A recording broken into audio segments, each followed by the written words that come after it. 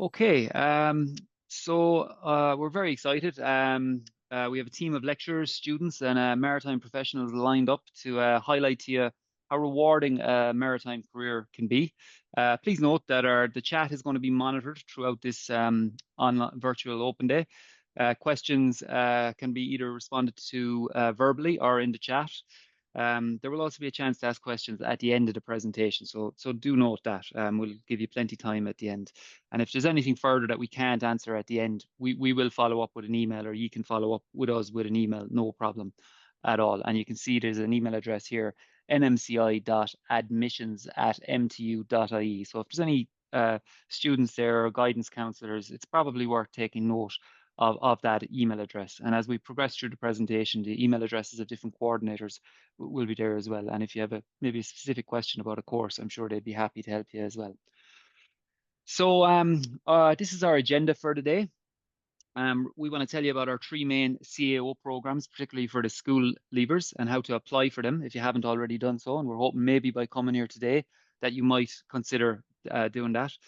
For anyone logged in that's already working at sea and looking to professionally progress your careers, you've come to the right place. We have some of our lecturers here who'll tell you about our professional courses that we offer. And in addition to our professional courses, we also offer a range of NFQ postgraduate courses ranging all the way from level 6 all the way up to level 10 to doctorates, if that's what you want to do. So for school leavers, what we're promoting to you really here, I suppose, is our seafaring courses. They're our CAO courses that can take you wherever you want to go in the world. That's one of the things, I suppose, selling point of them. However, enrolling on a seafaring degree program with us, it doesn't mean that you have to spend your whole life working at sea. We view our courses as a pathway to what we call a maritime career, not just seafaring. One with transferable life skills. So a career at sea does not mean that you have to do all your life at sea. However, what it does mean, and it's what the slide says, is you are embarking on an exciting journey, one that is going to be very unique and different from your friends. A brief introduction to the maritime industry. There's over 50,000 ships sailing worldwide.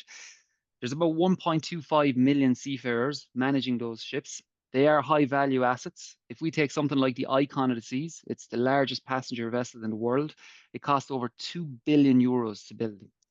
It's phenomenal to think, but ships carry 90% of goods around the world. We're an island nation.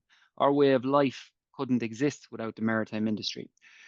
Our energy infrastructure is highly dependent on the maritime industry. All the oil and gas that we use for our energy is transported predominantly by sea.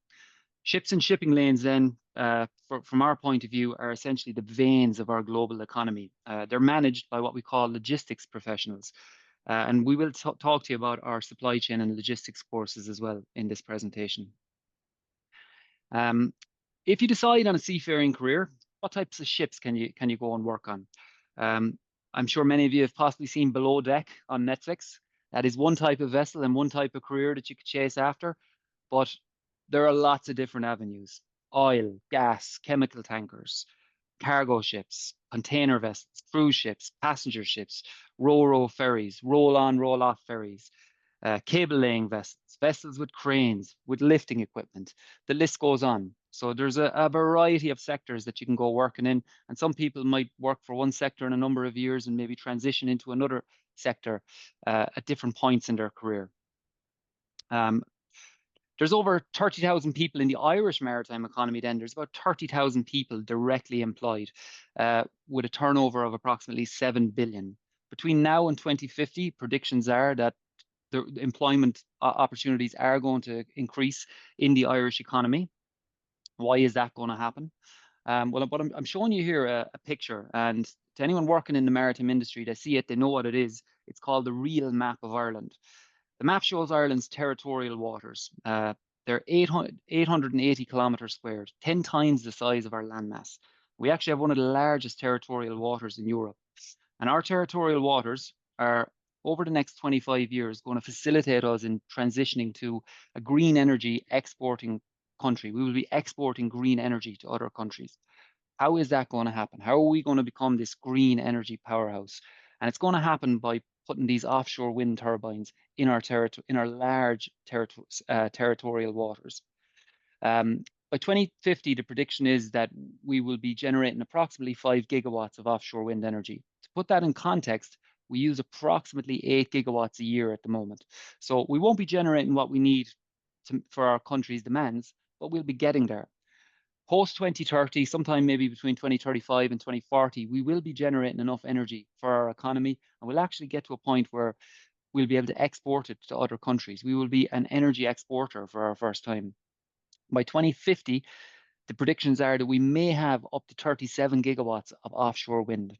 And like, think about that. We need about 8 gigawatts a year at the moment. There's potential we could be generating 37 gigawatts of offshore energy. It's obviously going to have profound implications for our economy. At a recent conference, Simon Coveney predicted that the government would invest approximately 100 billion euros in offshore wind between now and 2050. It will make Irish ports busier than they are. There will be employment in the planning, implementation, and maintenance phases of offshore wind. So that is another avenue of employment. Who are we then in the National Maritime College of Ireland? Well, we see ourselves obviously as the National Maritime College of Ireland. If you want to drive ships, you want to work in the logistics sector, you come to us. Our slogan is, we're here to enable Ireland's maritime economy, or Ireland's maritime.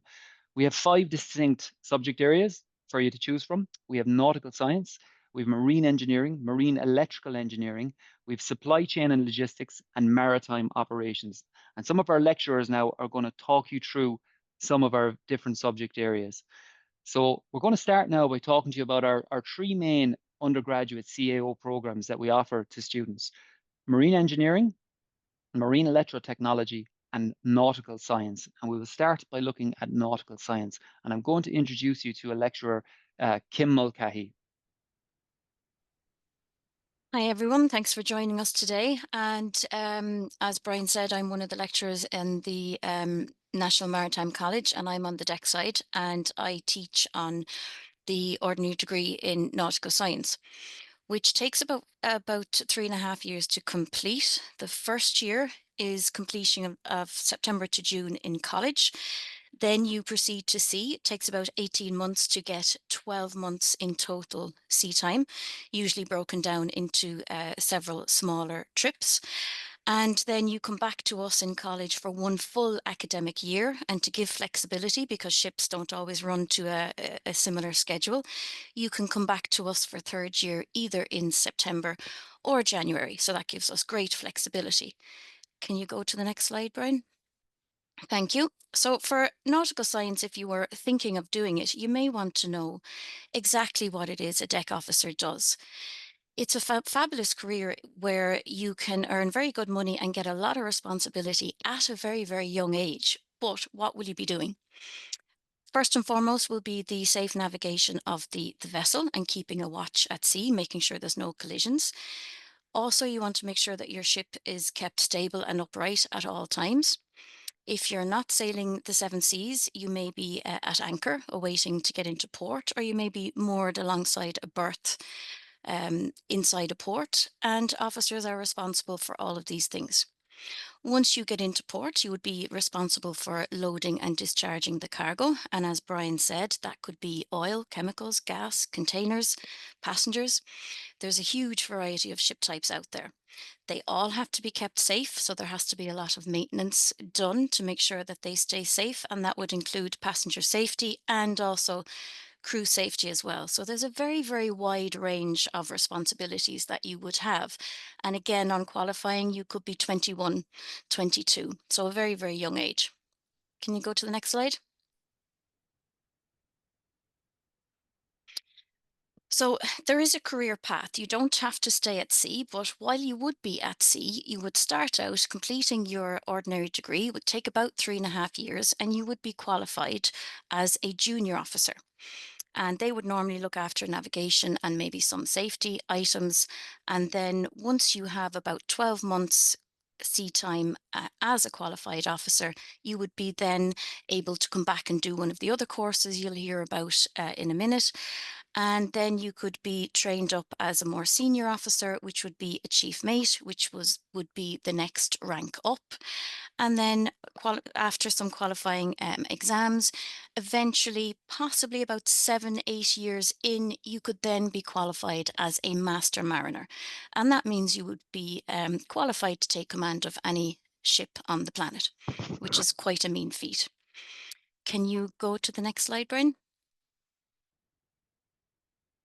So if you start with us with the nautical science, you would do a mix of lots of different topics. There's about 12 modules that you will do in first year. Just to give you a flavour, there's chart work, which is looking at charts and navigation, general ship knowledge, looking at how ships are constructed, how we do cargo operations, other things like stability. Then we do a little bit of mathematical side of things with navigation. It's very important that we know and understand the weather, especially with the red warning tomorrow. We look at some of the equipment that we might use and some of the seamanship skills that we will need. So there's a very, very broad range of items that are done. If you decide you want to come ashore, you've lots of different options available to you. You can use all of these skills that you learn on a ship, and some of the jobs that you might do could include harbour pilots, masters, lecturers, marine surveyors, leading into the Coast Guard. There are numerous opportunities available to people. Thank you. Thank you very much, Kim. So I'm going to ask one of our engineering lecturers to talk to you now about our program that's known as Marine Engineering. So the marine engineering career, what's that about? That's about the operation and maintenance of all the technical systems on board ship. The obvious one is propulsion and steering.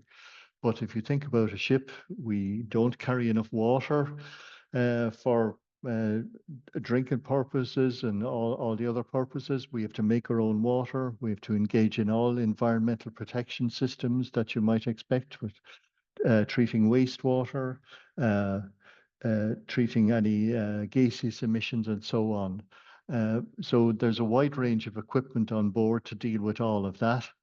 And the marine engineer starts off and they do 2 years in college. And what does that consist of? Well, about half and half theory and practice is really the way it is. So they do 2 years theory and practice.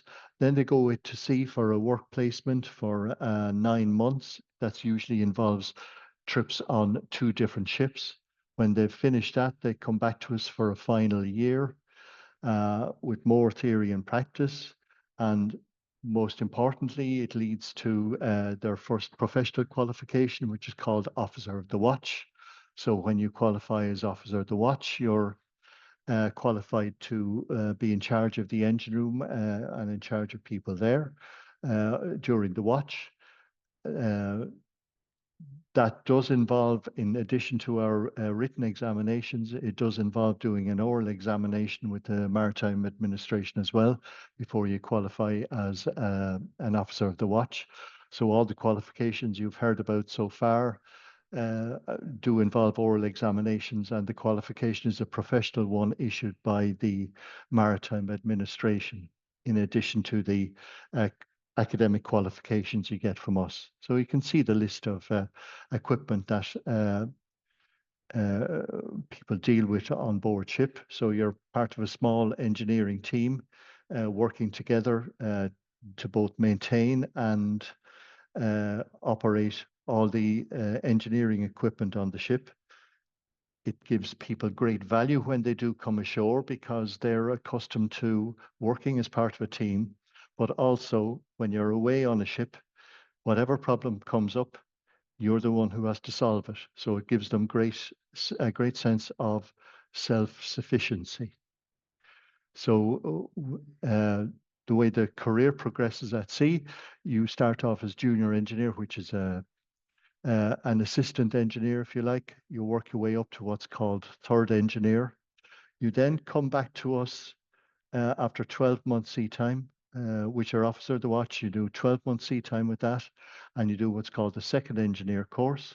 Some companies call it first engineer, and that qualifies you to sail as the second in charge overall of the engineering systems on the ship. And following that, then you do another 24 months sea time, and you come back to us again for the last professional qualification, which is that chief engineer. So that qualifies you to sail and be in charge of all the engine systems. So that's the professional career. The kind of, you can see the kind of topics that are dealt with here. You can see that there's physics, so there's theory in there. There's electrical and electronics, which is partly theory, partly in a lab. There's mechanics. There's you see mechanical workshop. You have to develop mechanical skills because you're going to be working on all kinds of equipment. And the course goes on in that vein, that you're prepared both in terms of theory of understanding the background to what's going on the systems on a ship, but also in dealing in a practical way with any faults that come up. I'm going to now introduce you to Ian Black, who's the coordinator of our Marine Electrical Engineering or Marine Electrotechnology program, and Ian will tell you about that. Hello, everyone. So Marine Electrotechnology or Marine Electrical Engineering is another way to look at it. It follows the same structure as the Marine Engineering course in that you spend the first 2 years in college and then you go away to sea for a 9-month placement within 12 months. So it's not all in one go. And then you're back into the college in the final year to finish off your degree and also to prepare you for your professional qualification at the end of that as well. As an electrotechnical officer, you're part of the marine engineering department. So you will be working with the marine engineers, but you usually work in more specialized or deep sea vessels. And you're responsible for the maintenance and repair of all the electronic equipment on board the ship. And really it's about the automation and the control of the ship. So you'll find on smaller vessels, there may not be as much of a complex system with power management and things like that.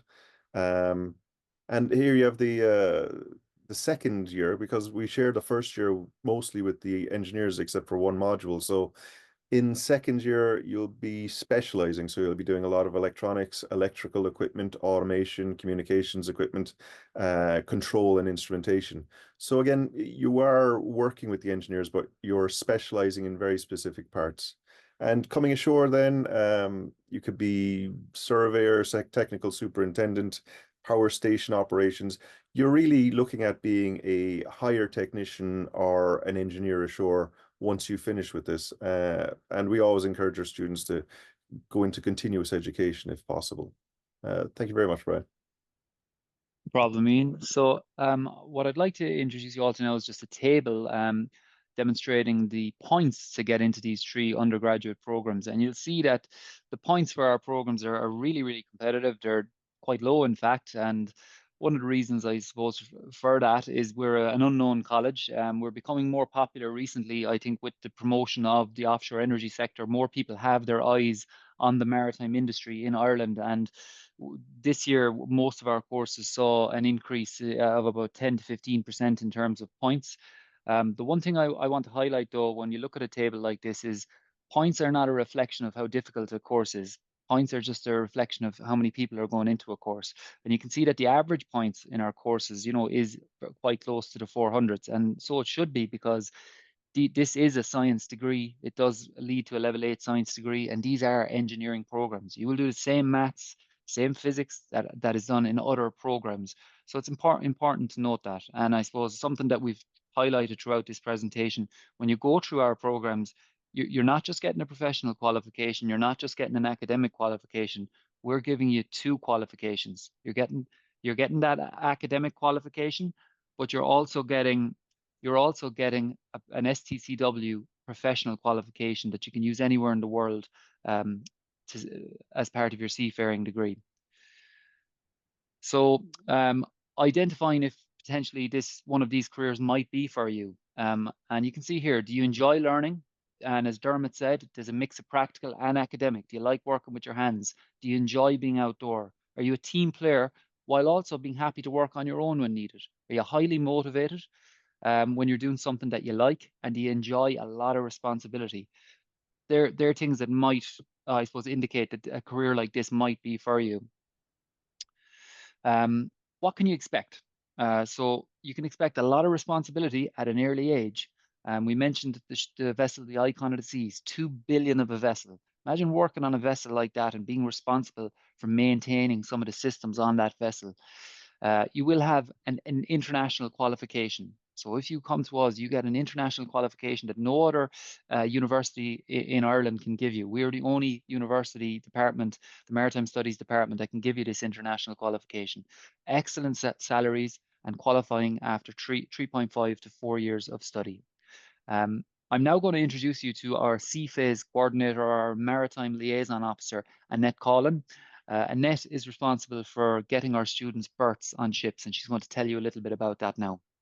Good afternoon, everybody. Thank you for the introduction, Brian, and welcome to everybody who joined us this afternoon. Annette Coughlin, Maritime Liaison Officer. I'm just delighted to be here with you to run you through what is our Seaphase Element as part of our degree course programmes. My role here primarily is to support and act as the go-between, in essence, really, between industry and our student cohort. The role really is to maintain and support the relationship we have with industry and build on that network, I suppose, and build on the established training providers that we have available to our cadet cohort. And in so doing that, every year we run what is known as an annual shipping company presentation week. That is actually kicking off next week now for our current pre-C cohort. And we've invited in everyone from, I suppose, an array of companies from oil, gas, cargo, container trade, to cruise, passenger, etc., etc. So we've got a nice array of companies there for our students next week to be able to listen into. And the whole purpose of that week really is to ensure that our companies are able to come into the college and pitch to our students, to tell our students how great they are, and I suppose in essence, try and tell our students why they should come with that particular company. So what I would say is there's good competition there, and every year the board is changing, and the numbers are growing, which is always good. In order to support our cadets in securing what is known as a cadetship, Brian touched upon earlier there on the Seaphase Element, is basically a contract of training, essentially, whereby you will be offered a sea-time training agreement by one of our companies, whether it be Carnival UK or CPEAK or BP, whatever it is.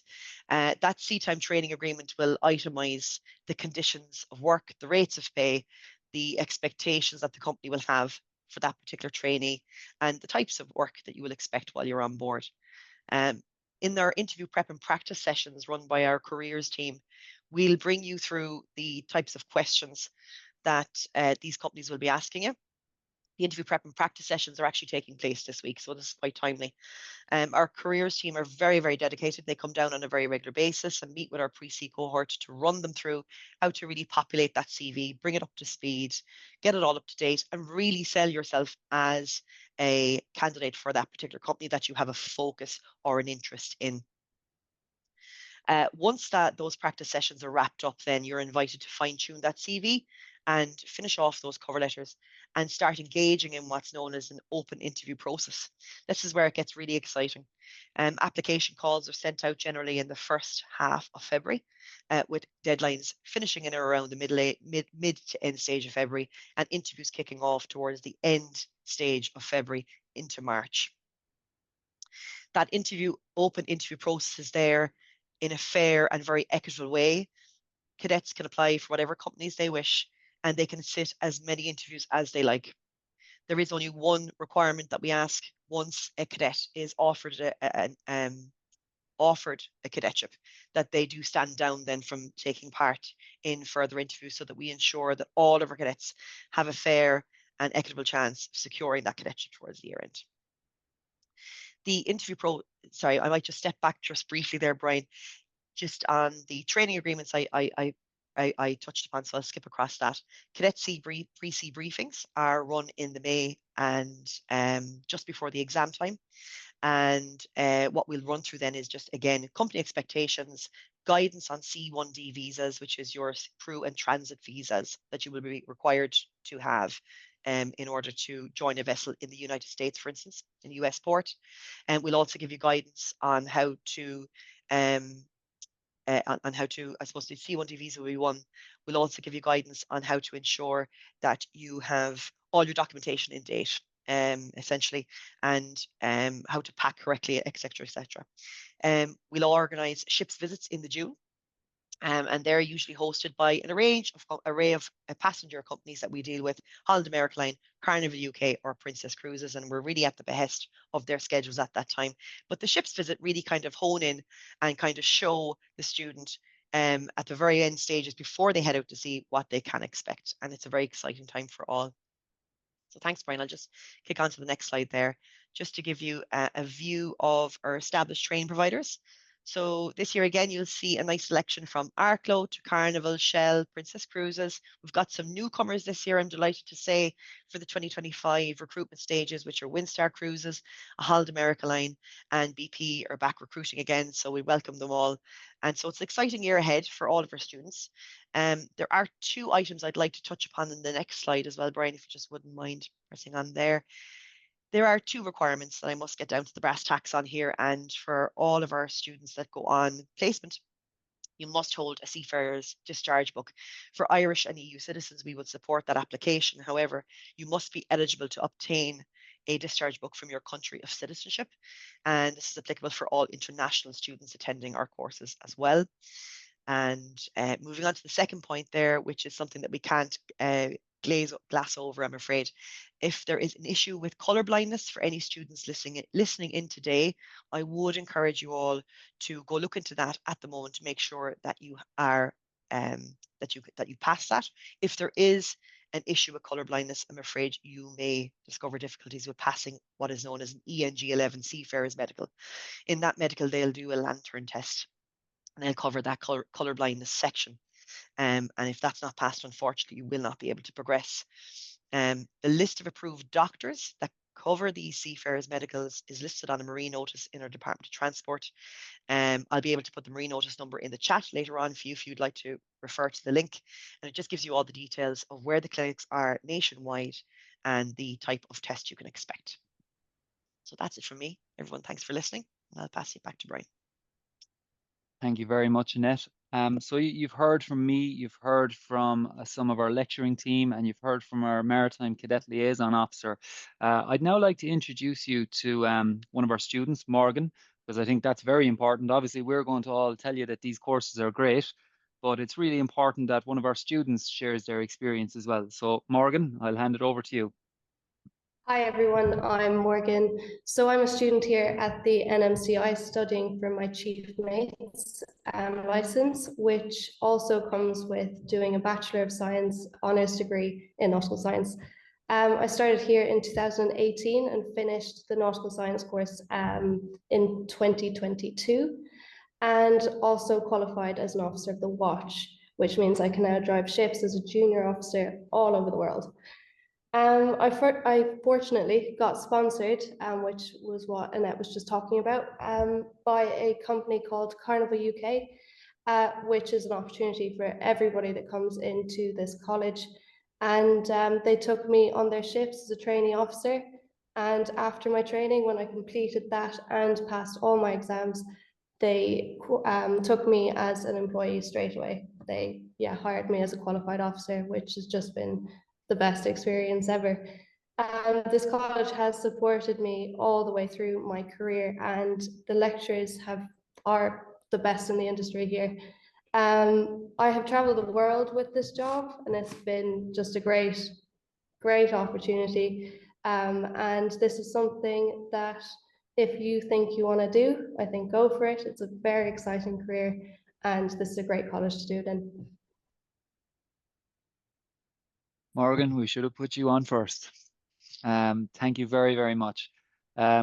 So you've heard from lecturers, you've heard from Cadet Liaison, our students, and now if you are interested in applying, or you're thinking of applying, or maybe you're becoming interested, I'm now going to introduce you to the head of admissions here in MTU, Lillian Griffin, who's going to tell you a little bit about how you can go about that.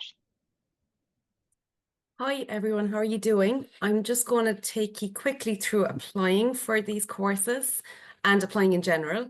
Many of you may have already opened your CAO, so you you'll be familiar with some of these slides already, but just in case you're thinking about it or you're looking at change of mind forms and things like that, I'll just take you through a few quick tips and things like that. And I'm here for questions for the whole webinar, so you can just type into the chat if you have any specific questions for me. So generally, most applicants will apply through CAO for these courses. And there's a couple of different types of applicants. So you have your standard CAO Leaving Cert applicant. So that's just very easy and straightforward. You'll go in, you'll list a couple of bits and you'll list the courses that you want to apply for. And I have a few slides on that there as well. Just a little bit of extra information for mature applicants, because that would be what we call a non-standard CAO application, and they're assessed a little bit differently, and I'll talk through that again in another slide in a minute. QQI applicants will be people who are coming to us from colleges of further education with either a level 5 or a level 6, and they may want to have that qualification assessed as well as their Leaving Cert results. So you can be assessed on both for round 0 in early August or round 1, which we don't have a date for yet, unfortunately. In admissions, we assess quite a number of other school exams from within the EU. So admissions cover EU applicants, and we also have an international office. So if you're applying from within the EU and you're presenting maybe something like an international baccalaureate, I'd advise you to get that get your results sent to CAO as soon as you have them, because there's a huge volume and an increasing volume every year of those. Last year we did about 2,000 assessments. So the earlier we get your information, the better if you're presenting from within the EU. If you're applying as a student, as an international student, so somebody from outside of the EU or somebody who has not been resident within the EU for 3 of the past 5 years, you don't need to do a CAO application for that. That would be an application through our international office, and their email address is internationalcork@mtu.ie. We can move to the next slide.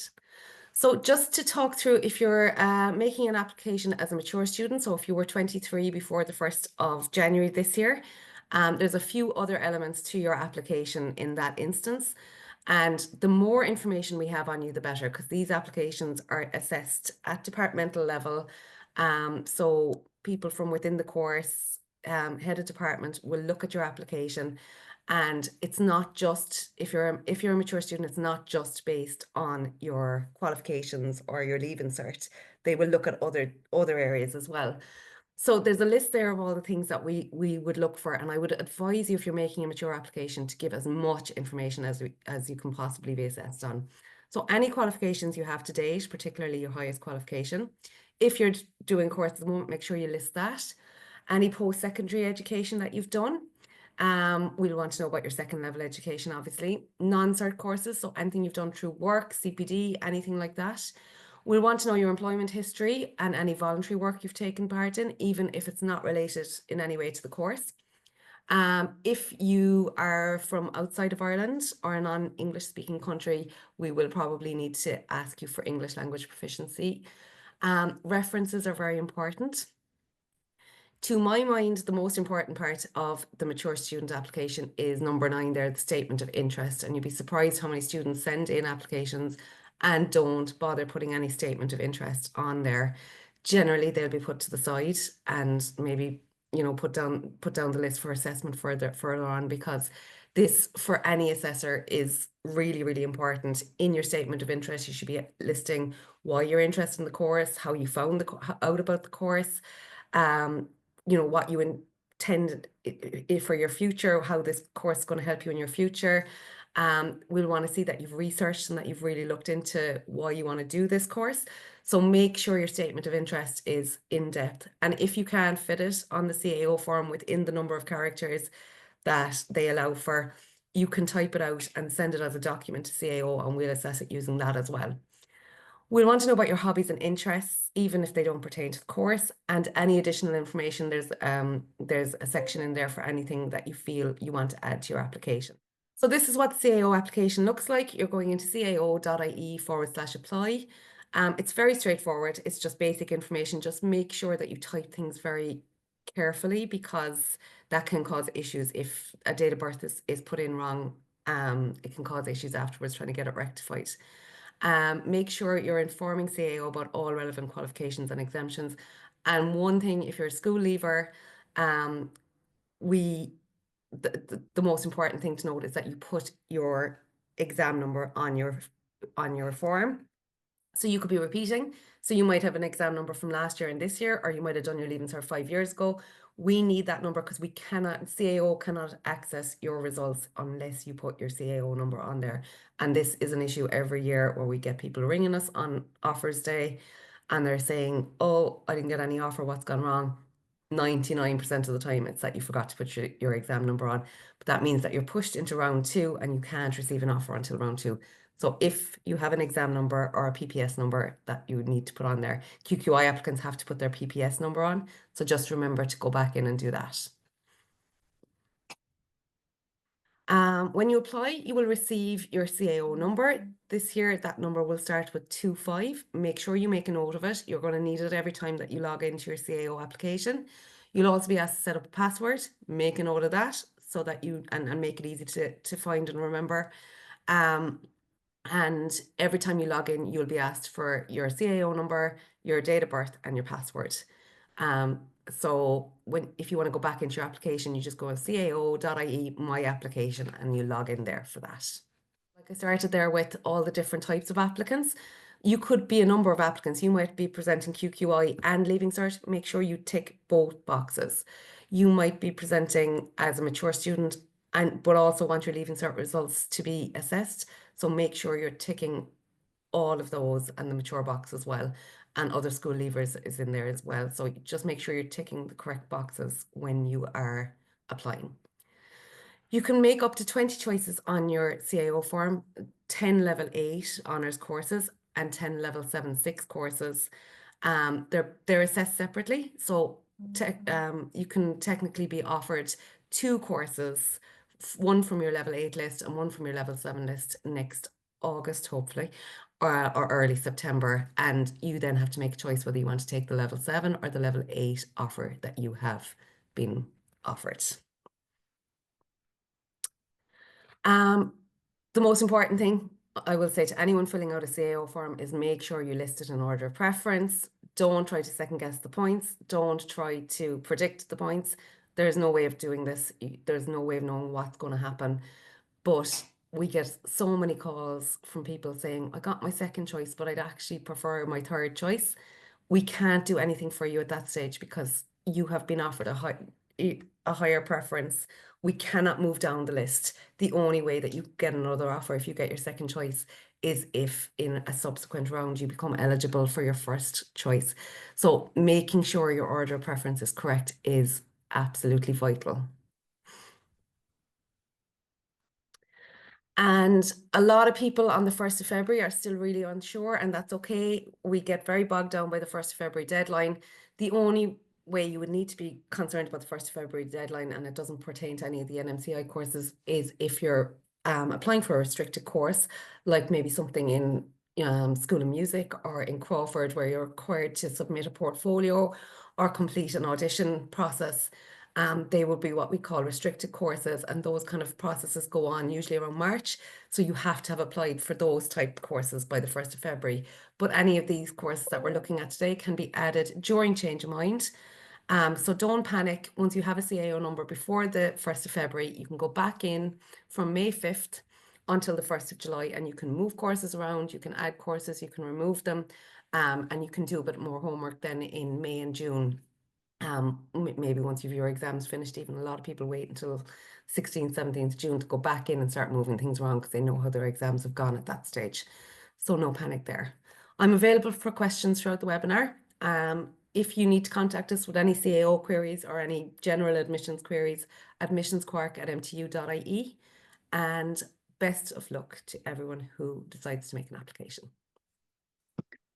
Thank you very much, Lillian.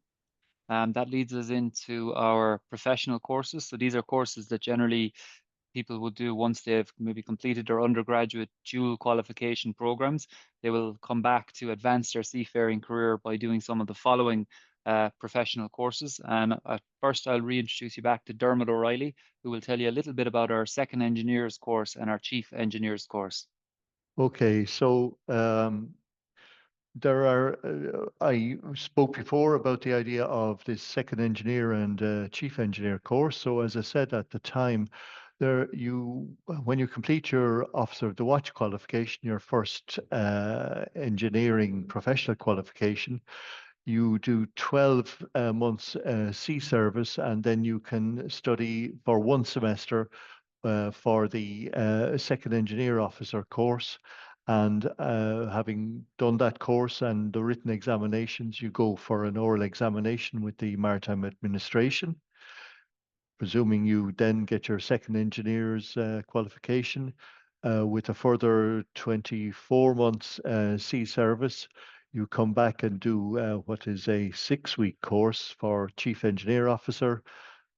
Having completed that, you again do an oral examination with the Maritime Administration, and you receive your professional qualification as a chief engineer, which, as already mentioned, is recognised worldwide.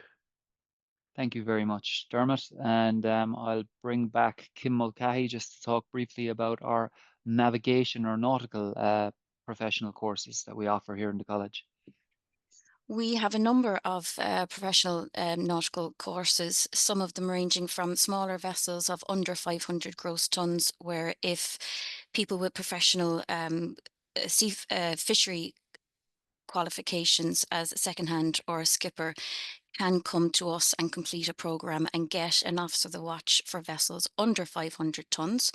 The next one that we have is an officer of the watch for vessels of over 500 tonnes, where they are eligible to come in to us with 36 months sea time, which is approved by the Department of Transport, and they'll get a special piece of paper to come into us with. They can then do a 9-month full academic year programme with us to get a professional qualification to be a watchkeeper on a vessel, and that will also then allow them to continue their sea time and do another Chief Mate Masters programme, which one of my colleagues will also tell you about. I'll bring in now Ian Heffernan, the coordinator of our Chief Mate Master programme on the navigation side, to talk to you briefly about it. Hi everybody. Just go back to the very first slide, Brian. No, first slide should be in the. There we go. Right. So we'll get to Chief Mate Master.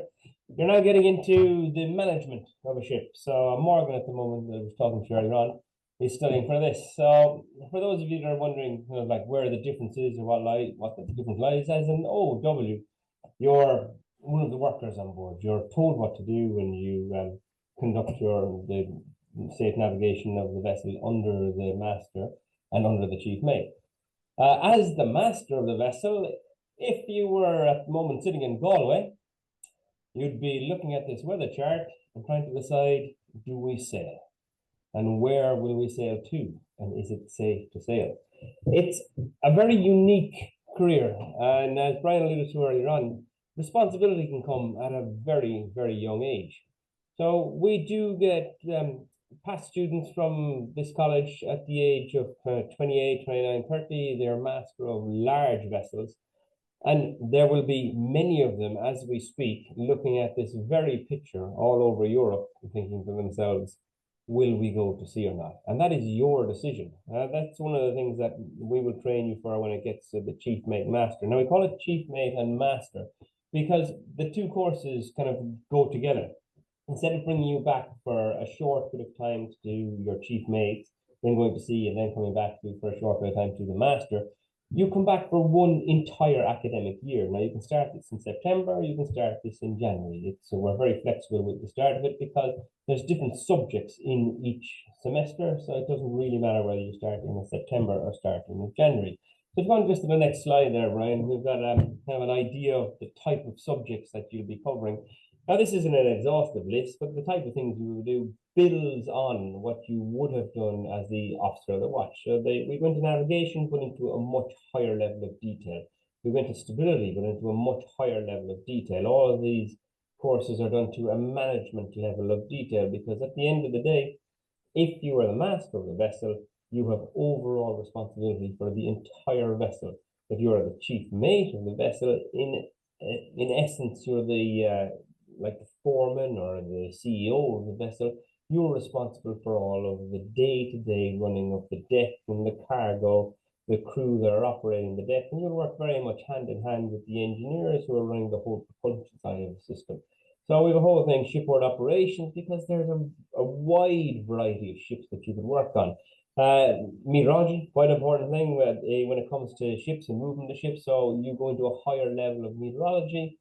We do a lot of management of people, because essentially you're in charge of, in some cases, when we get into the passenger ships, an extremely large team.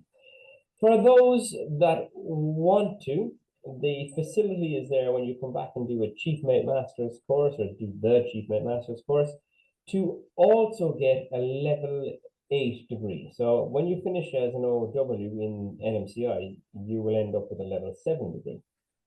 Some candidates decide not to go to sea. And instead of going to sea, the facility is there for them to go straight into the Chief Mate Master's course. Now, it's unusual, because most of the time after qualifying as an OOW, people are keen to go to sea, and let's call a spade, they want to make some money, and there's a lot of money to be made. So they tend to go to sea and make quite a bit of cash. You can tell the people that are back in the Chief Mate Master's course by walking through the car park, because all the nicest cars belong to them. When they do come back, the option is there to get a level 8 while they're doing professional Chief Mate Master's course. The level 8 is a fabulous qualification to get, because it means if you decide down the road that you've had enough of being at sea, it opens huge amount of doorways for you into industry and to move further on, either with the maritime career but ashore, or we've had people move off into completely unrelated industry on the strength of the level 8 degree that they have. Just when you do come back to do this Chief Mate Master's course, we just go on to the next slide there, Ryan. It is broken, broken is the wrong word. There are two ways of doing it. You can just do a certificate in nautical science. This is a special purpose award. This would be for someone that wants to come back to get their chief mates and subsequently their master's qualification, but they maybe are not as academically inclined and really don't want to go down the road of doing a level 8 degree as well. They just want to get the professional qualifications. We also offer the BSc Honours, which is this level 8 degree. Most of the students that come back opt for the level 8 degree. It is a little bit more work, not a huge amount more work, but you do have to do a research proposal and a research project, which does take a bit of time, but the rewards at the end of it are substantial. So the majority of students that come back will leave here with both their chief mate's qualification and the level 8. If you're coming back on the professional route, that is to become a chief mate, one thing that is required is a thing called a notice of eligibility. So essentially, once you have your OOW qualifications, Dermot talked about it earlier on, there are sea time requirements before the Department of Transport will allow you to go to the next level and to the next level and to the next level. It's not something you can just do all in one go. You're expected to have a level of experience at sea before you're allowed to take the next step. So for those that want to become a chief mate, the minimum sea time that's required is 12 months. A lot of the students we get coming back come back with just the bare 12 months. But we do also get students that have come back having spent 6 to 10 years at sea, and then they decide they'll come back and they'll do their chief mates.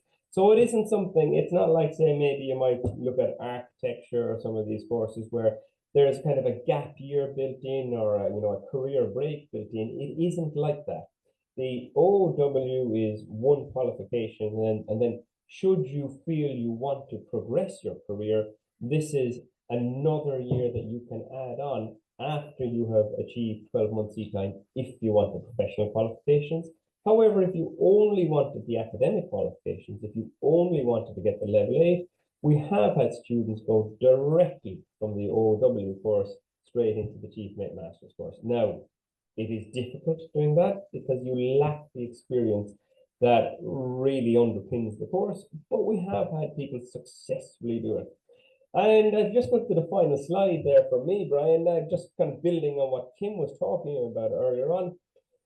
The guys that eventually finish the Chief Mate and eventually after further sea time they can do a Master's orders are highly sought after individuals. In fact, if you talk to kind of people in the maritime industry, someone with a Master Mariner certificate is a bit like trying to find hen's teeth. The amount of work out there for them is quite substantial. We have guys on all sorts that have come through this college and gone into fabulous and amazing jobs, from the what might be very obvious ones like harbour master and pilots into the not so obvious ones with like insurance and accident investigations, regulators, inspectors. The list of places that our ex-students have gone to is quite long, and some of the jobs are fascinating that they have ended up doing as a result of the course. That's it for me. Thank you very much, Ian. So that's it in terms of our professional courses. Well, most of our professional courses, it's a flavour of them. Now I'm going to bring in two lecturers who are going to talk to you about some of our online courses that can be taken in the evening in the NMCI. And I suppose they're broken into two categories. We have our logistics and supply chain courses, which have been running in the NMCI for a long number of years, and they're generally full every year. They're full this year with waiting lists. They're extremely popular in high demand courses. And we've recently launched a suite of maritime operations courses that we'd like to tell you about as well. So I'm first going to introduce you to Dr. Jane O'Keefe, who's going to tell you about our logistics and supply chain courses. Okay. Thank you, Paul, and welcome everybody, and appreciate that you're here listening to what we're going to cover now on supply chain, right? The other arm down at the National Maritime College. So I guess one thing that all my colleagues have mentioned about from the maritime perspective, that the multitude of freight that moves around the world, right? Importing into Ireland, exporting right across the globe. 90% of that freight is by sea freight. So obviously that makes such sense that we're looking at supply chain and that it is basically offered from the NMCI, right, as for starters. So I guess the first here, sorry, next slide there, please, Ryan. Yeah, thank you. So here are our list of degrees that we offer at the NMCI, right, in supply chain, and there we have 2 certificates as well. So the courses are, there's a level 7 degree in supply chain and transport management. There's a level 8 degree in global supply chain management. We have a postgraduate diploma in science in global sustainable supply chain management. So sustainable piece is extremely strong right across that area, and also a master's then in global sustainable supply chain management. Also then we have 2 certificates, and the certificate in customs and global trade management, which is 10 credits. It's just a small course that way. And also then we have the certificate in biopharmaceutical supply chain management, which in fact is a subset of our honours degree. And those folks that complete that biopharma cert, most will be eligible to continue and complete the final 40 credits to do the honours degree, if they so wish in the future. On the first, so just the next slide there. Thanks. So we'll start here with the level 7 degree, and this is kind of our flagship degree. This was the first one that I had in the NMCI, and at this stage it's nearly running 20 years. And also I will say it was the first, let's say, supply chain management degree course to be offered from a university college in Ireland, right? So, and we were the first for many years offering that, right? So out of that, sorry. So here, how it's delivered, it's 2 semesters. It's basically 2 evenings. This is 1 evening there. It's actually, we've moved that into more during the week, and it's just like one. There are just 3 Saturdays then at the NMCI, right? And so forth. So here, and the big thing is, how do you qualify for this, right? So this is that just 1 year at level 7. So the qualifications are really, it's from the CILT, they have a diploma and so forth. There's a logistics apprenticeship course, which Brian had on a slide there earlier, and we basically run that in MTU, and that is where folks are working full-time, and 1 day a week they basically have college, right? And a few of those days are on campus within MTU. Those folks, after 2 years, qualified to come directly onto this level 7 degree. Also, there could be other higher certs where people have studied in other colleges, and they will also be eligible. And we have our recognition for prior learning. So we have a lot of folks who have been in the workplace, and they could be in the maritime space, they could be working for ports and whatnot, and where they have a lot of experience of moving of goods and so forth, and have some qualifications as well. Qualification could be in finance, could be in anything, and they would then basically qualify under an RPL process, and that's on a case-by-case individual basis. So next slide there. Thanks. I guess the benefits in this one slide kind of covers all our supply chain courses in a way, is that, look, there's knowledge and skills to implement the latest best practices in supply chain management. So over the years, supply chain management has become extremely automated. I guess when you think of Brexit or when you think of COVID, supply chain management really bubbled up to the surface. And it was like, how are we getting all these goods? How are these goods and food? How are the supermarkets being populated with products that we don't produce in Ireland and so forth? And it was still happening. So it's seamless at this stage, right? It's so seamless. But it's only when something goes wrong that we see how complex and how, I suppose, dependent the whole thing is on IT and so forth, right? It's amazingly slick at this stage. So I guess after in the level 7, there is progression in all our courses. The progression is to go on to the Global Supply Chain Management Honours degree. So next slide then, Brian, please. So this is our level 8 honours degree. It's run over 3 semesters. It starts typically in September. So you have the September semester, you then have the January semester, and there's also across the summer, there is a 10-credit dissertation. So you're finished in 12 months. We're delivering it now it's about 3 evenings per week. And then we just have 3 Saturdays on site at the NMCI. Now, these Saturdays are super days, right? It's like supply chain city, really. We have over 100 students attending different classes, meeting. It's a fabulous time for networking. Folks get jobs out of and change companies, whatever. They hear what's going on, right? So it's a really positive and a very, very kind of exciting and fulfilling day. So we brought those down to just 3 in each semester. And I guess the requirements again for entry would be our level 7 degree or equivalent. And typically to do an honours degree, it's for people to be comfortable and not be struggling. We kind of look that people have a 2.2 to get in. Okay. Very often people might have come, done a degree, gone into industry for a period of time, and now they want to come back and do something different. People, engineering, IT, business, marketing, we get students from all across different industries, right? It's extremely broad. And again, there's the RPL process there. So next slide, Brian, thanks. So this is the kind of final slide on the degree courses. So here we have the postgrad and the masters, right? So the postgrad ends up being 60 credits. So that's run over 2 semesters. And then the masters, that other piece, then the final 30 credits is a research dissertation or a thesis.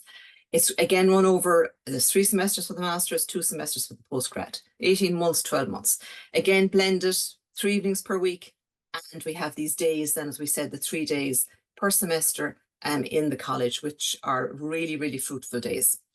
Again, we're looking then at the honours degree for admission requirements, that people are not struggling, that they have proficiency basically on the academic side. So it's 2.2 is pretty normal.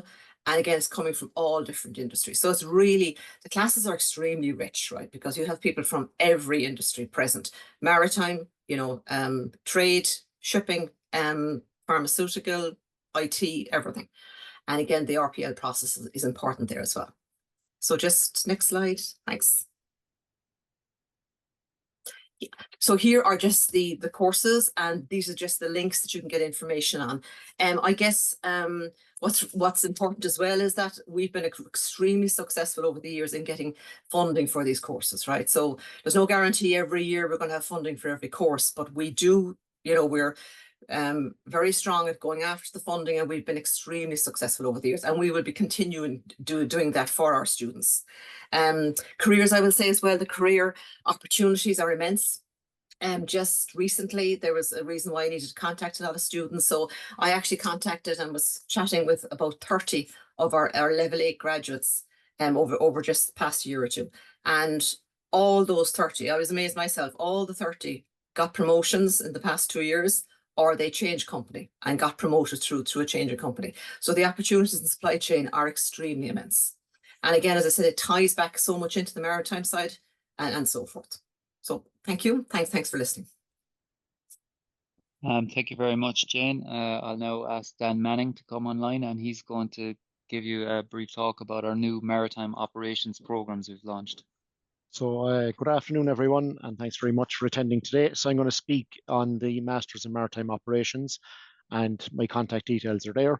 Just a reminder, if anyone has any questions, just to pop them into the chat and we can answer them later. So we might move on there, Brian, please.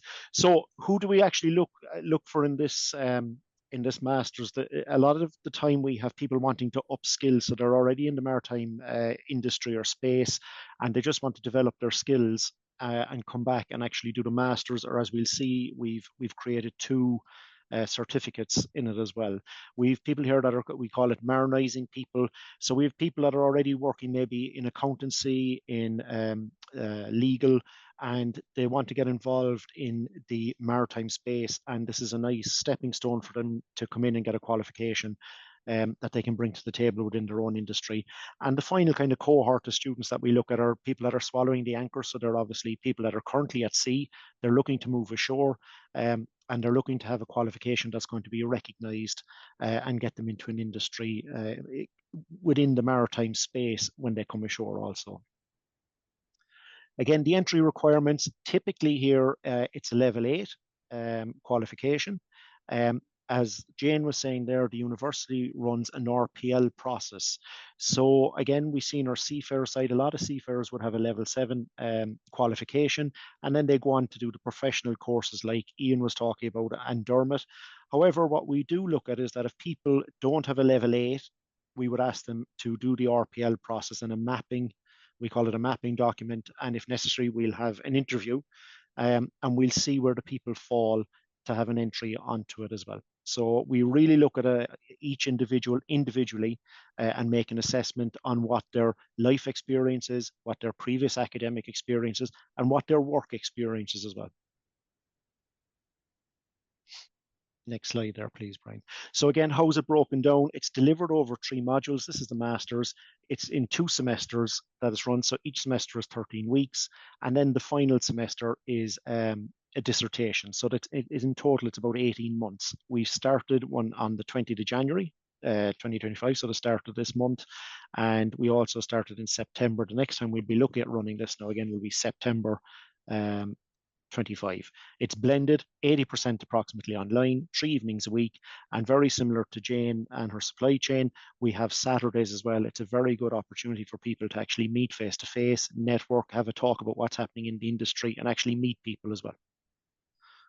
So this is just a quick overview of what kind of subjects you would be looking at. So we can see there in year 1, semester 1, we have kind of 3 set modules that you have to do: maritime law, future maritime technologies, and port operations.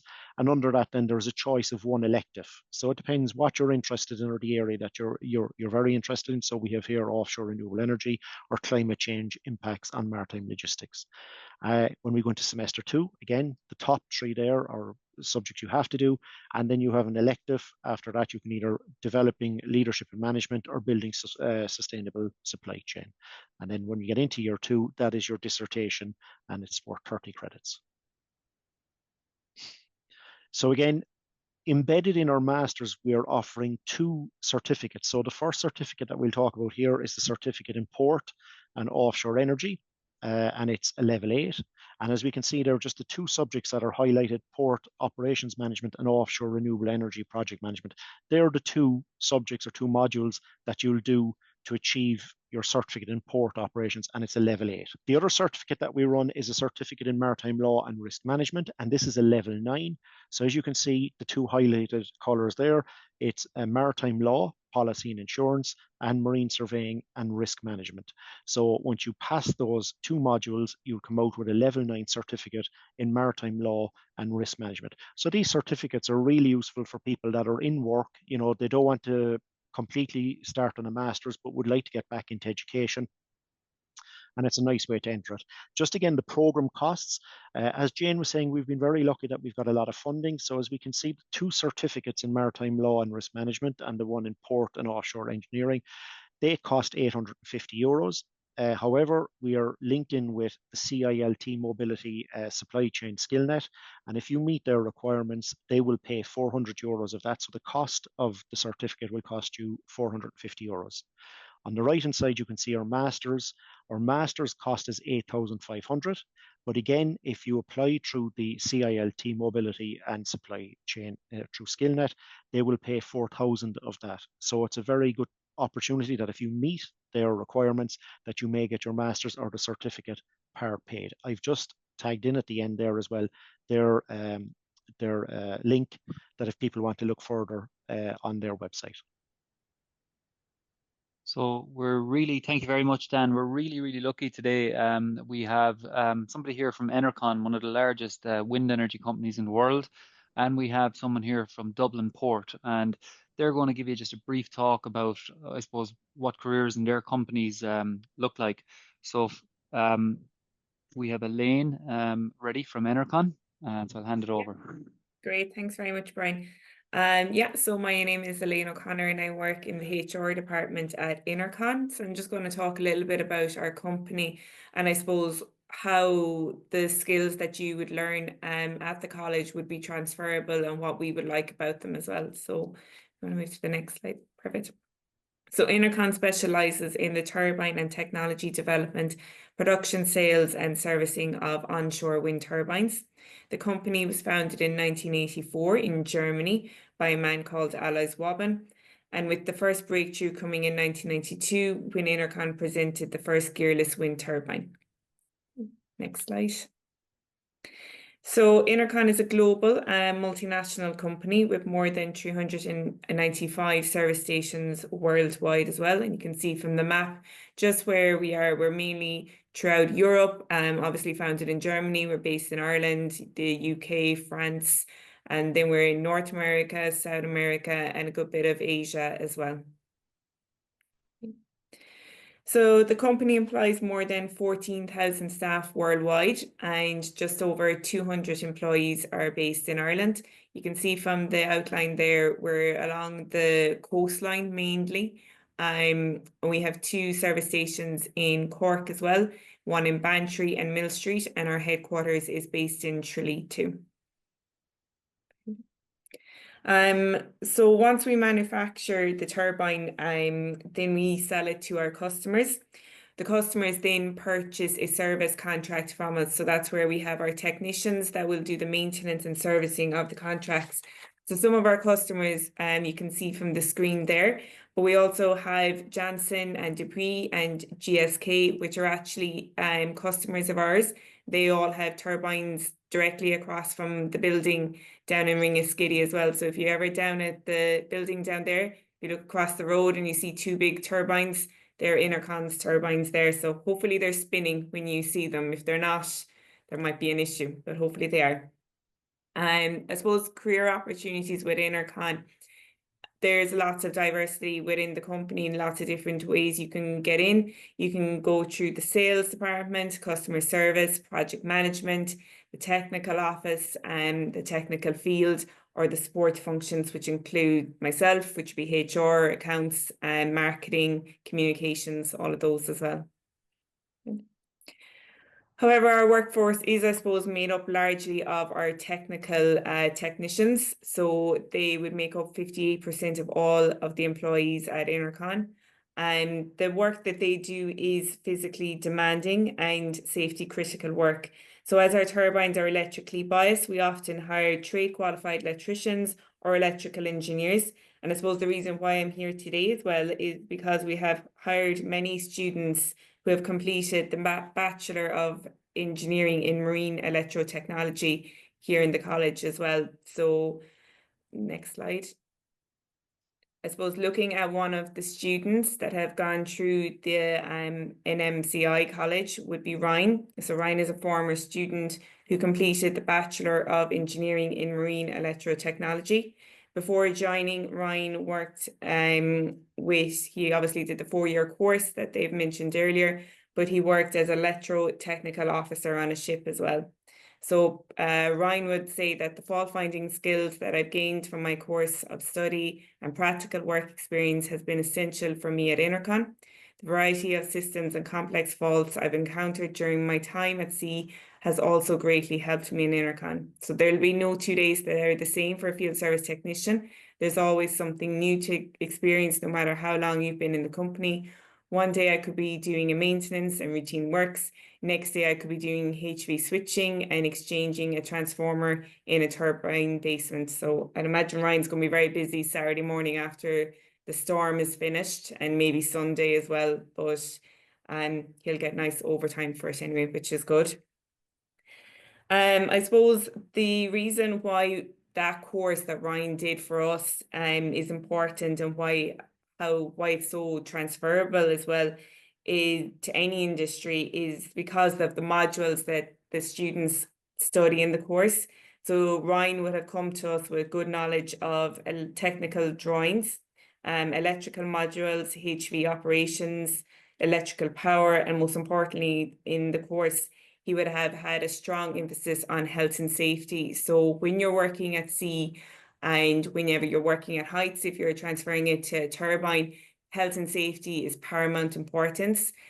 Our slogan is don't be the bravest, be the safest, be the safest.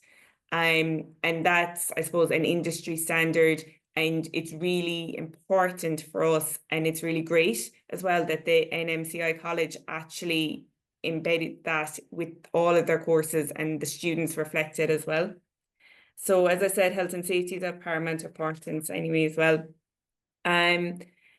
The students that come through the college, what we found from interview as well, oh yeah, that's just the slide there on our safety drills. You can go on to the next 2 slides, I think. Yeah, perfect. So the students that come through the NMCI are extremely capable, enthusiastic people, and have shown that they are ready for responsibility, hard work, and operating any form of electric technology. For us, we are truly delighted when we see an application come through that the candidate has attended the NMCI, as they usually are exceptional interviews, really. We've had 4 or 5 students that have come through, and each time I'm completely blown away at their level of experience, their electrical knowledge, and their candor, and especially their health and safety awareness as well. It's really encouraging to see how much thought and how much emphasis is placed on the college with the students for that. So yeah, that's ENERCON in a nutshell, I suppose. Thank you very much. Thank you very much, Elaine, and thank you very much for the positive feedback with respect to our students. That is really appreciated by all the staff here. I'm going to introduce you to our final speaker now from the Port of Dublin. And once Paul is finished with his presentation about Dublin Port and what it's like to work there, we're going to take any questions that you have. So please do hang around and ask us any questions that you want, and we'll all be delighted to try and answer them to the best of our ability anyways. So Paul, if you're there. Hey, Brian, yeah, you can hear me okay? Yeah, can hear you great. Yeah. So good evening to everybody. Thanks for having me on. Thanks for inviting us from Dublin Port to hopefully get through the presentation fairly quickly. Just bringing back lots of fond memories from my time in Cork. I started back in 1993 in NMCI when I was previously out in Bishopstown. Seems like another sort of lifetime ago, but it has actually passed quite quickly. Nearly 30 years in the profession, working on coasters around the coast of Ireland, all the way to deep sea out in the Far East and South America. And somehow I've landed myself back here on terra firma in Dublin Port. So this is just a quick, just to illustrate to you one of the sort of career paths if you choose to come, what we call coming ashore and finding a job on land. Next slide there, please, Dave. Oh, Peter Hogan had to, Captain Peter had to leave me. So just, I suppose just, this is obviously, I suppose, heavily sort of Dublin focused, Dublin Port focused, but obviously a number of ports around the country. We liaise very closely with them, and there's a good coordination and a lot of safety features sort of associated with how we all manage the ports and share information. But we are an island nation, as Brian alluded to earlier on. We are heavily reliant on cargo coming into the ports, and 99% of all our cargo, all the things that we use every day of the week comes through the ports in some way or another. Next slide there, please, Brian. As I said, a lot of this is on Dublin Port itself, but we do handle 79% of the country's unitized cargo. So that's all your containers that you see going up and down motorways, etc. So a lot of what we do here is roll on and roll off, and lift on and lift off, which is the container ships. A large number of ferries. We have about 15,000 ship movements a year. So that's a huge amount of ship movements for a small port. In around 50 ship movements a day. So very, very busy, constant flow of traffic through the port. Next slide. That's the sort of some of the trade figures, and you see all the bits and bobs that's coming through here, from your cars to your runners, Lego. Every single item that you can imagine is tucked away in a container there somewhere and making its way into one of the ports around the country. So very busy spots. It's continuous growth, a little bit of an up and down in around COVID and Brexit, etc. What Brexit did was it slowed down some of the traffic coming straight from the UK, and we're now seeing a large number of ro-ro vessels, that's roll-on, roll-off vessels, coming into the port straight from places like Zeebrugge and Le Havre, etc. Some of those vessels are so big that they can contain up to about 6 kilometers worth of traffic on board one ship. So yeah, a vast number of ships now coming directly from mainland Europe. That's just a quick snapshot of the port estate. So there's it's a 620-acre estate, a lot of different properties, a lot of different land spaces occupying the estate, and we as Dublin Port, we're the landlords of the estate. We don't personally bring in cargoes ourselves. We basically lease out the estate and manage it on behalf of the government. So that's the setup, and that's how we come to be here.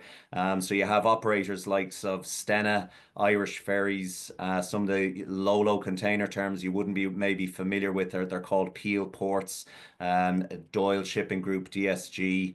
So lots of different operators within what we see as actually a relatively small area of land space. So we have to manage the timings of vessels very carefully.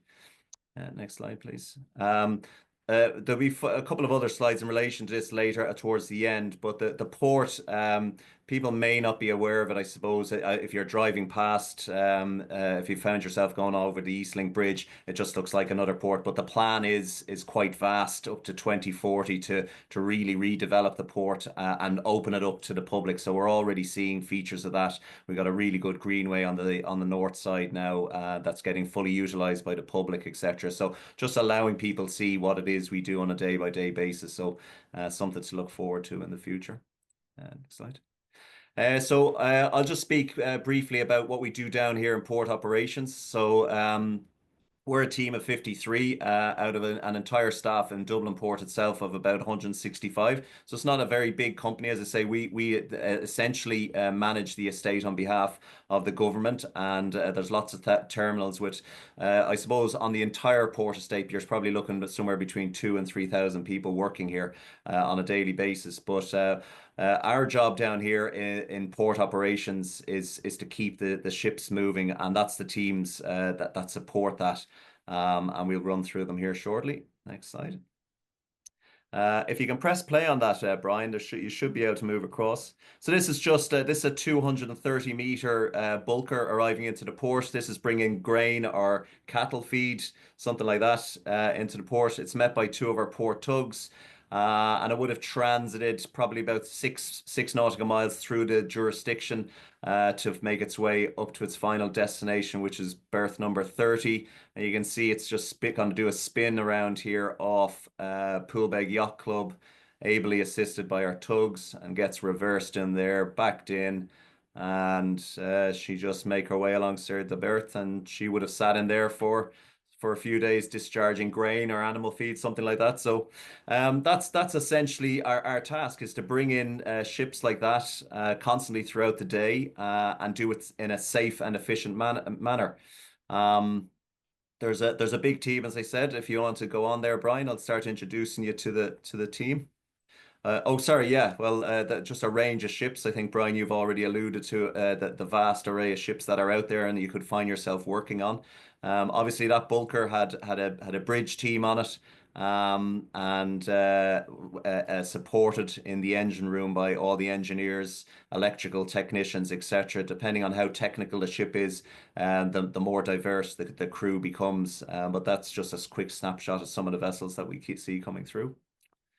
This is the port jurisdiction, or the port limits. So it's not just the inner harbour where we see the ships tied up. It extends all the way from the Bailey Lighthouse in the north, all the way down to the Muglins in the south, and what we call as passing through the north, or the Burford Bank there. In helping us manage the port's jurisdiction, we have a range of craft, which are two tugs, 4 pilot boats, and a multicat works vessel for doing the voyage. Next slide, please. So this is some of the team. I'm an assistant harbour master here. I was formerly ship's captain, and as I mentioned previously, I came through the NMCI from 1993, got my ship's master's qualification. And this is my colleague, Stephen O'Mara. He's the deputy harbour master. He's my direct line supervisor. And as you can see there, he's a Class 1 master mariner, and he's in charge of keeping this building and keeping the team running safely, making sure we're fully resourced. Next slide. This is Paul. He's our marine supervisor. Again, he would have come through the college, and he got to the level of officer to watch. So I suppose it's important to note that if you, I suppose any walk of life, if you don't feel like going on and becoming, a rocket scientist, and you're just happy to start at a supervisory level or change a career path, that's always an option. And the marine supervisor role here is ideal for somebody coming in at officer to watch level and then learning new skills. Paul's been all over Ireland and the UK doing different courses and bringing his standards up in various disciplines, be it human resources for managing the teams, all the way through to going over to the UK to do vessel traffic services operator and supervisor's course. Next, please. This is one of our marine pilots. He's one of 12. His name's Ger Beggs. Again, Class 1 master mariner, so that's the minimum qualification I would expect for a pilot here. And he's been with the port about 8 years. Ger formerly worked on cruise liners and some tankers around the world. The pilots, they bring in about 4,000, or they do about 4,000 of the 15,000 ship movements a year. The rest are done under pilot exemption certificates. Next, please. Our marine operatives, they work the pilot boats, so they go out, bring the pilots out to the ships.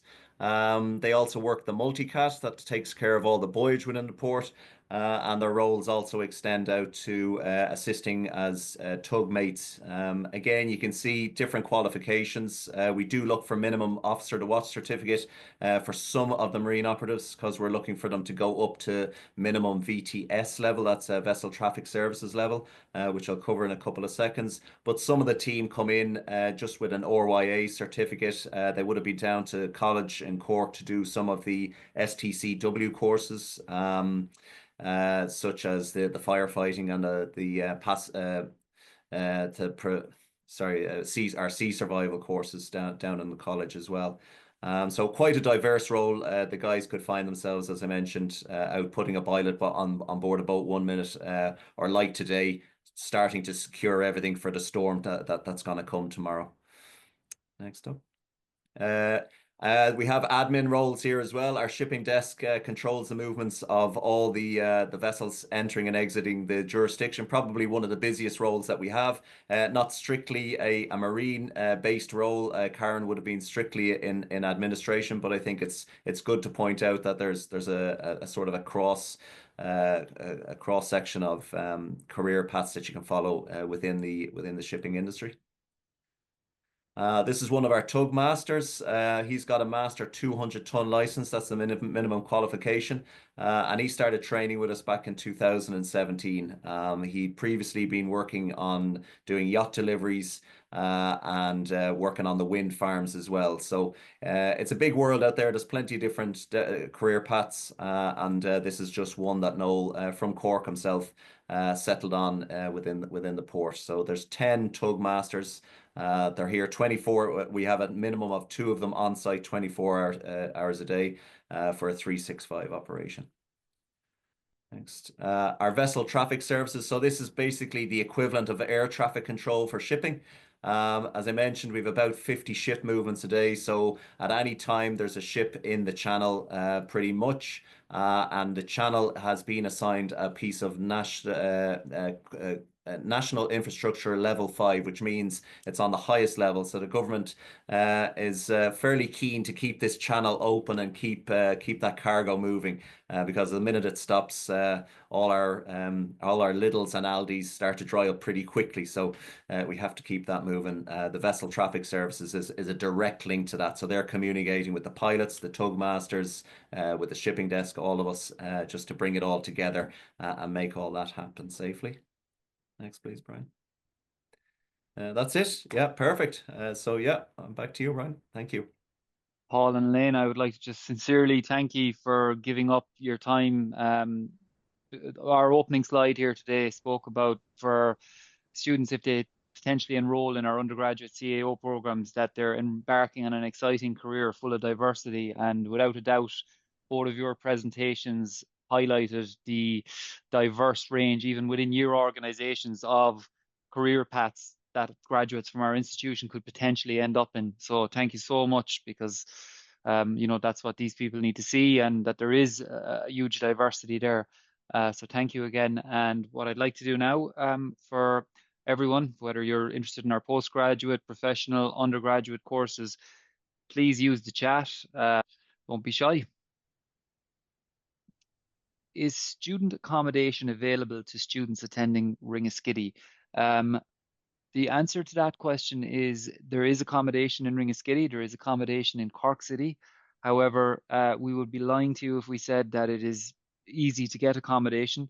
Like every town and city around Ireland at the moment, one of the big challenges is accommodation. But if you contact our admissions office, so that's nmci.admissions at mtu.ie, we do have some information in terms of accommodation. The next question is, how big are the classes usually? The classes would vary typically. Many of our labs, because of the regulatory nature of what we do, many of our labs in the undergraduate programs have a maximum size of 12:1. So, you've great contact with the lecturers. But sometimes in like a theory class, a lecture, it could be anywhere from 20 to 30 people, if not more, depending on what's in the cohort. Our engineers in first year, I think there's 40 of them. So for some of the theory classes, they will all be together. And for some classes, they will be in groups of 12, a maximum of 12. Just a comment to say, excellent presentations and inputs on both courses and career pathways. Thanks very much. No, thank you for that comment. That's lovely. As a Leaving Cert student, when would you recommend doing the ENG 11? Annette, what would you think there? Thanks, Brian. Can you hear me there? You can? Yeah. Okay. So look, we would recommend doing the ENG 11 in advance of applying, really, because essentially when you do the ENG 11, they'll run through what we spoke about earlier, all medical requirements, including that is what is known as the lantern test, where they do the lights and signal tests, and they'll run through that colour blindness. that will give you a definitive answer on whether you are indeed colourblind or not, which will give you a kind of an end of the road if it is a yes. If it's a positive on the colour blindness, it will give you an end of the road there, unfortunately. But at least you won't have gone on and wasted any further time. The ENG 11 is a requirement for entry into the first year for all of our course programmes, whether it be nautical science, marine engineering and marine electrotechnology. That is the very honest and very cutthroat answer to that question, but a very good question asked all the same. So thank you. Like in a nutshell, Annette, if someone is really concerned about their eyesight, there would be no harm in doing that really at any time. I mean, I know it's No harm. 150 euros, but Yeah, you would know. absolutely. Whereas Yeah. if you have no issues with your sight or any health implications that you're aware of, you could get the ENG 11 maybe done after you get your offer of a place. 100%. There are both options there available to you. Absolutely, yeah. So we would encourage you. a question came in there and Lillian answered it. The question was, if I apply to the CAO, is there still an interview to be done to get into the course with the NMCI? And there's no interviews as part of the application process if you're coming in through the CAO. Is there any available work experience for fifth year students? No, not for fifth year students. We run a transition year program in the college and we advertise that program.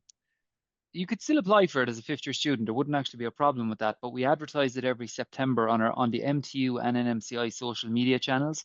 And we email every guidance counsellor in the country, and essentially every school is allowed to submit 2 applications. It's very popular. We would get about 200 or 300 applications each year, and from it we select about 40 students from the applications, and we bring them into the college for a week, and we give them a kind of a flavour of all the programs that we offer. That's our work experience program. It's really a taster experience more than a work experience, but we do offer it. The admissions phone number and email address has been posted into the chat here in front of you. So for anyone, that phone number is 021 433 5750. And the email about the accommodation, a better point of contact is accommodationcork@mtu.ie, and they would give you the information in terms of accommodation. What are the class hours per week for marine engineering? They average 24 hours a week in marine engineering. So that will be your contact as a student, approximately 24 hours per week. The other thing I can say is we typically fit your week into 4 days, Monday to Thursday. We keep Fridays for short courses. So some of your Fridays, maybe 2 or 3 per semester, you'll have classes, but typically you are just in class for 24 hours, Monday to Thursday. Thank you. Is there a fitness test as well? The ENG 11 that Annette mentioned, in addition to colour blindness, it is a physical test as well. So that test, and if you Google ENG 11 seafarers.ie, you'll get more information about that medical, and additionally the list of medical professionals that can actually do that medical with you. It's not every doctor can do an ENG 11. There's a list of maybe 100 around the country, but most counties would have somebody. So Paul is just telling us he has to sign off, and to anyone that's interested in the tour of the port operations in Dublin Port, he would be happy to assist. That is a very nice offer. Please also note we have a range of technical careers within the port, engineers and electrical engineers, and thanks again for the invite and time. And Irina here, who's running the show in the background, is saying we will email general information and a link of the recording, which will go on YouTube to everyone who registered for this event. It will also be on our careers portal page. Is it NMCI that arrange your placement offshore for second year in nautical science? So Annette, if you want to speak on that for a moment. I know you've answered it. Absolutely, yeah. So it is yes to answer the question. Is it the NMCI? Yes, it is. So the Maritime Liaison Officer will arrange your placement and or sponsorship come semester 2 in your first year in nautical science, and it'll be in semester 2 come the second year in marine engineering and in marine electrotechnology. Yes, indeed. Now, Annette, tricky question for you coming up. Sorry, you weren't finished that one. I have another one for you after. No, and the next question is, what is the typical salary of the cadets when they're training? What kind of money could they expect to get? It's a very good question, and I was expecting that one. So it's a very hard one to pin. There's huge variance. It could go anywhere from €800 to about €1,800, depending. It all depends on the trade that you're in, the carrier that you're on, the company that you're dealing with, whether you're dealing with the larger companies or smaller companies, it really does depend. And when it comes to someone with an officer of the watch, generally we're going to go into I'm going to use British pounds as a standard here. A lot of our partners are based in the UK, and for entry level junior officer, you're talking in between £38,000 to £40,000 at entry, and it will increase exponentially from there into seconds, and so on and so forth. And Annette, a tricky question for you now. What kind of percentage of our cadets find that they get sponsored, just broadly speaking? Well, let's take, for instance, last year, 2024, we had 100% sponsorship in our cohort. Last year's cohort was smaller than this year's cohort will be.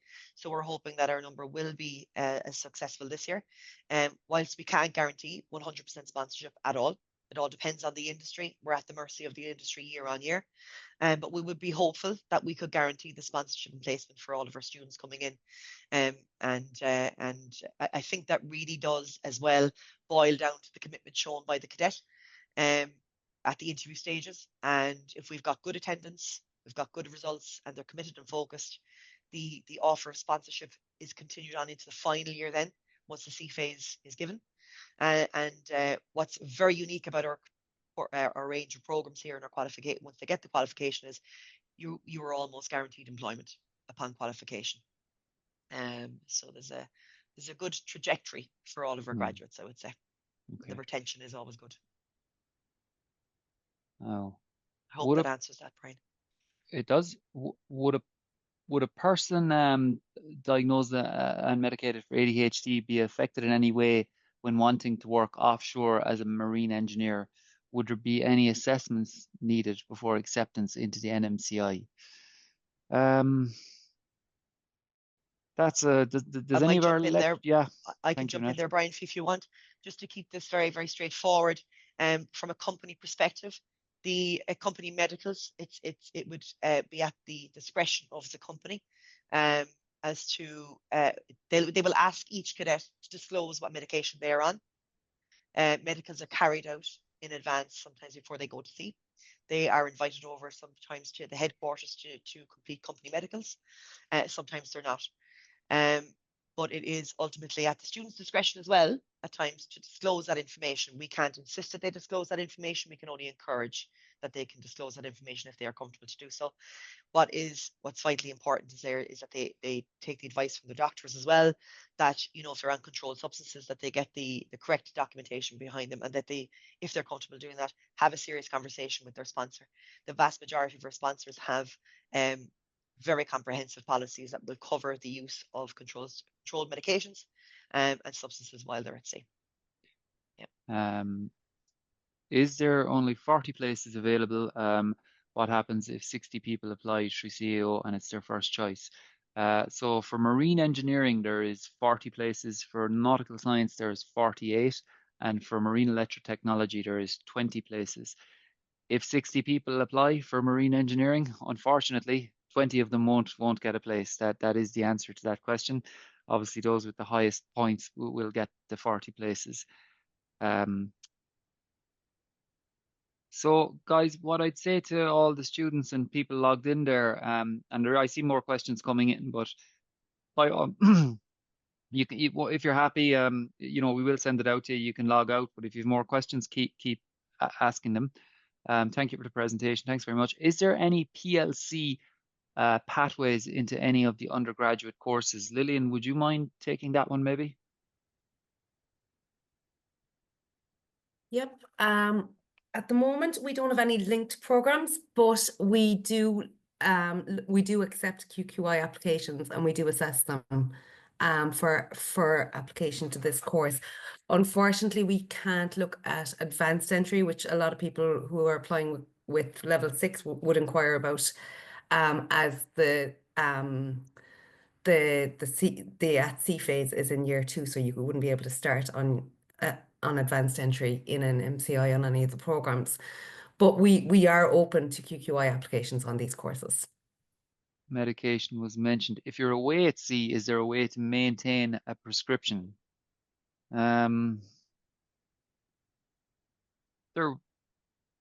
Yeah, I mean, if you're going to see your doctor would ensure that you're provided with enough medication that you would have it if you happen to be on a deep sea voyage. A net again might pop in on that.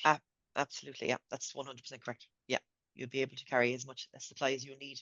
So I suppose to help answer that question, really, just to give them an idea of the duration of the trip that you'd be on, ordinarily any of our cadets wouldn't go on a trip any longer than 4 months.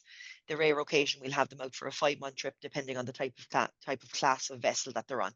The maximum length is 5 months. The average is 4. So your GP should be would be made aware of that by yourself in advance of traveling, and you should be able to carry that amount of medication for you in advance as well.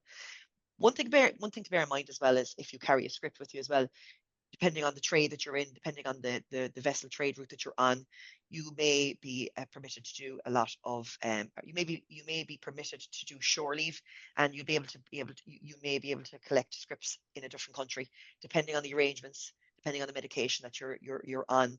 Again, I'm not a medical practitioner. I can only encourage you to seek further advice from your GPs in this respect, and to seek further advice from the Seafarers Medical link that Irina Keane has shared just above in the chat here as well. So that'll itemize a few bits and pieces for students if they have any further questions in that regard. So they're great questions, and if anybody has any other questions, please do ask them. We are here and we're happy to take them.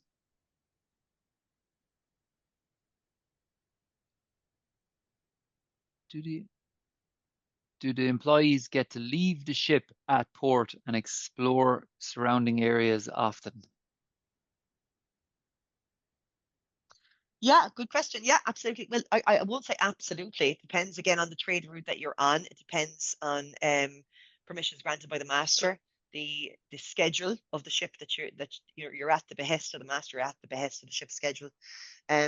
But I'll give you a clear example. We have a lot of cadets out at the moment on passenger vessels with Carnival UK, Princess Cruises, Holland America Line, and shore leave is almost a guarantee on a fortnightly basis there. So yeah. We actually have Morgan there, and maybe Morgan could tell us a little bit about her experience. Great to ask. Exactly. Thanks, Brian. Have you got to explore the big cities around the world? I've got to explore them all, but it's work hard, play hard. You have to work hard, and then if you're seen doing the work and putting in the time, they will let you go and explore these amazing places all over the world. There you go, Niamh. There's the answer to your question. I think we're probably there, aren't we? The questions have stopped. And the thing is, guys, if anybody does have a question, or maybe there's one you want to ask us and you don't want to ask it in the chat, just forward it on to us, and we will come back to you with an answer. It's no problem at all. So we shall leave it there, and I'd just like to thank you all for logging in, and I'd like to thank all our presenters for giving up their time, and all the students and professionals that have logged in, and Morgan for taking time out of her busy study schedule. I know it's early in the semester, but we do appreciate it. Thank you very, very much.